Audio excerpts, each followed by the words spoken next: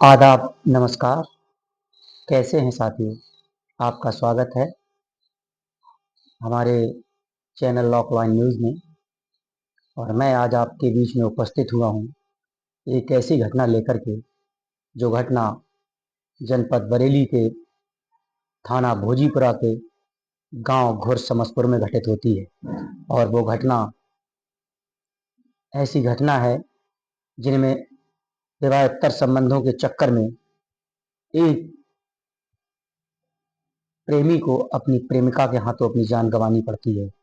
घटना इस तरह से स्टार्ट होती है कि इकबाल नाम का व्यक्ति अपने गांव में कारचोगी का काम कराता है। साड़ी और सूट सिलाता, घर घर जाके सिलवाता है। ये घर घर जाने, सूट सिलवाने में उसकी एक महिला से बातचीत स्टार्ट हो गई और बातचीत उस फोन के माध्यम से फोन पे बातें होने लगी।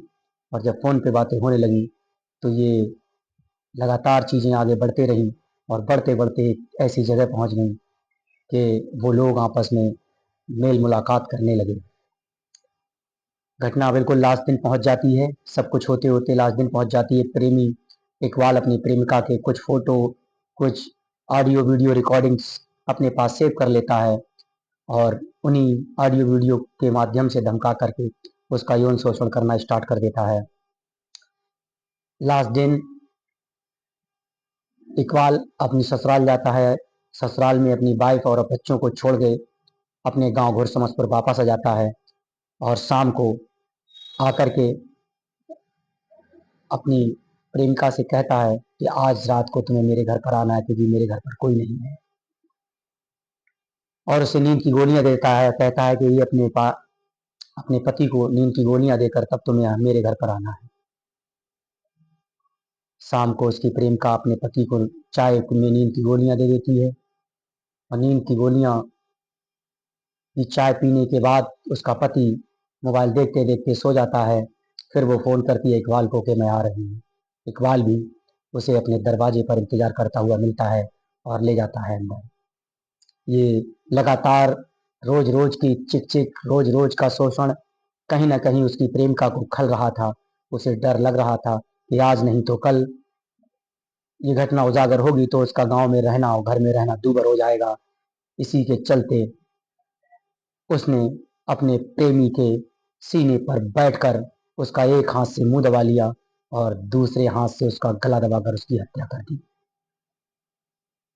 तो इस तरह की घटनाएं देश और दुनिया के अंदर लगातार चलती रहती हैं।